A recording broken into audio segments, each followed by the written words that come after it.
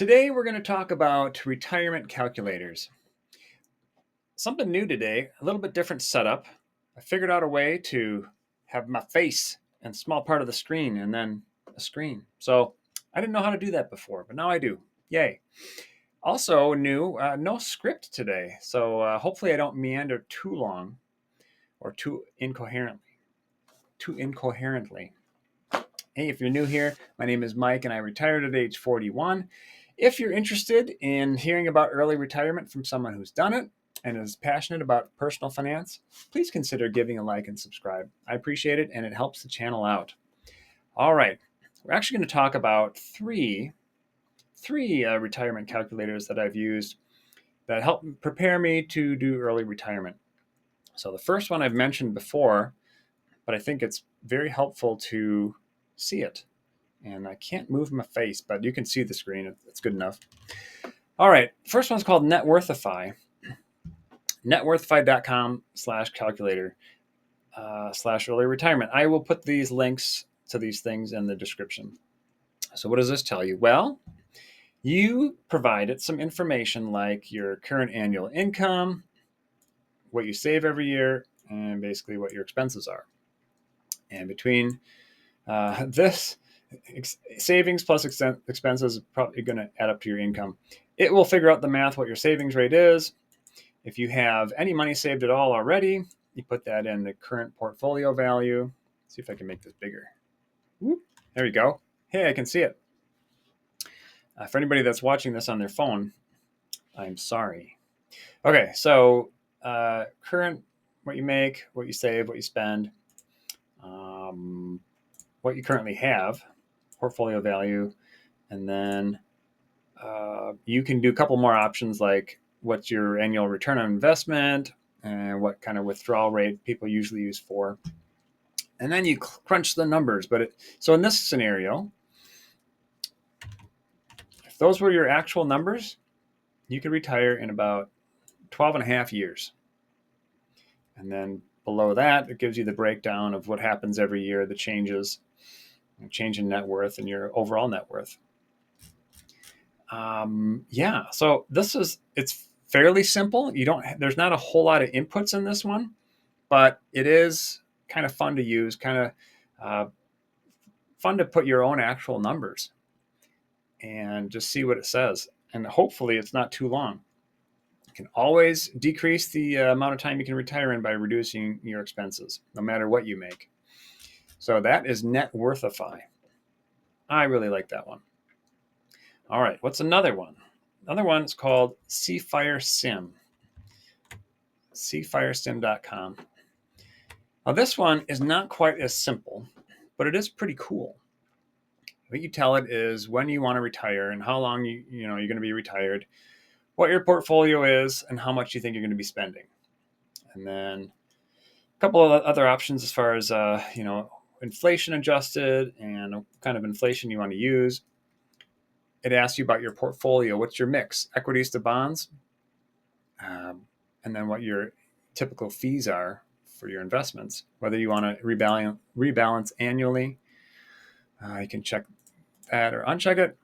If you have any gold, cash, how fast your cash grows, and keep this allocation constant. Other things you can put in here are when you're going to start Social Security for you and possibly a spouse, and the amounts and how that affects the plan. A bunch of other things you can put in here too, but let's just run this. They've put in here a 30-year retirement portfolio, $1 million, initial yearly spending 40 grand. Okay, and if let's see if that's your investment mix. Let's see what it does. Okay, so we'll run the simulation, and it will grind these numbers, and normally it won't take this long. But can you tell we're doing this live?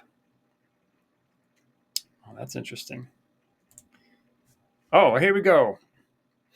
The magic of internet. Okay, so in this situation, if those were your numbers and you had $1 million saved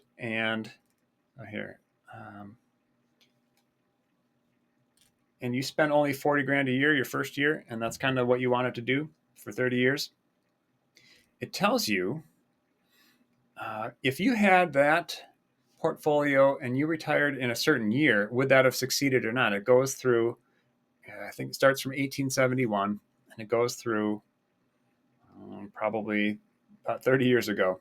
And it just runs it. So would you have run out of money or not? And if you don't run out of money, that's success. So here it gives you a success rate. Most of the time, that would have been enough. $1 million would have been enough to retire on 40 grand a year. And went through 125 different 30-year periods. Failed 4% of them, or failed 5 of them. That's pretty good success rate. 96%, that's an A. And then it gives you the breakdown if you're interested in those things. So that's one simulation. What if you didn't spend that much, though? What if you had everything paid off and now you're only spending $30,000 a year? So that's the only change I made. Let's run the simulation again. All right, Sim 2. Oh, hey, look at this. Guess what?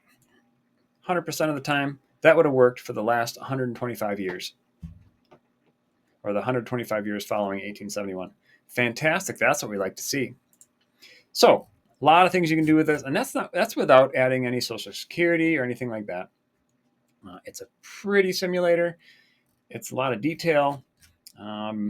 Just play around with it. It's a lot of fun.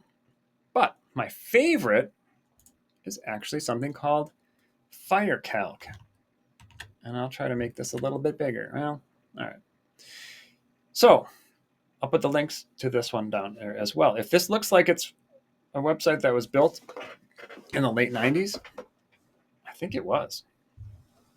This one is like the Cfiresim, but I think it's more simple, and this is my favorite because it's so simple. It does the same thing that Cfiresim does, but you don't have to give it as much info. In fact, the only things you really need to put in here are how much you spend a year, what your portfolio is, and how many years. So the default for FIRECalc is, okay, let's say you'll spend 30 grand a year. Right there. How big is your portfolio? 750,000. Great. How long do you want your retirement to last? 30 years. Sure. That's the default numbers. And so you hit submit, and it will tell you, it looked at about 124 possible periods, 30-year periods, and it said, okay, would that have been enough? It tells you it failed for 6 cycles, success rate of 95.2%. And it gives you this crazy histogram. And so don't worry about each individual line. Just worry about anything that dips below this red line. The red line means you're broke. What I like about this one is it'll tell you the worst possible case was, you ended up 300 grand in the hole. That was a bad year. Don't retire that year. But the best year, if you were retired with those same numbers, now you're at like over 4 million. So it depends on the year that you retire. And that tells you the average balance that you would have at the end. So very simple, very 90s looking, but very good math. What if you, 750,000 is a lot of money. What if you didn't quite spend that much? What if you only spent, I don't know, let's say you had everything paid off and you just needed $2 grand a month to live. Now you're only spending $24,000 a year. Let's see what that does. Oh, look at that. We are winning 100% of the time. 100% of the time in the last 124 cycles, you would not have run out of money. And here's that pretty awesome graph. It shows you everything is above zero, even the worst year. Worst year, you would have still had $271,000. Best year, 4.8 million. Now there are some adjustments you can make to FIRECalc as well. If you go up to the top, there's some buttons here. You can put in some variables. As we learned, okay, expense ratio. Well, I know you're not going to have an expense ratio of 0.18% because you're going to use something like VTSAX, and you're going to have an even smaller expense ratio, right? So that's good. Total market, yep, I like that idea. And see your bonds equity to percentage.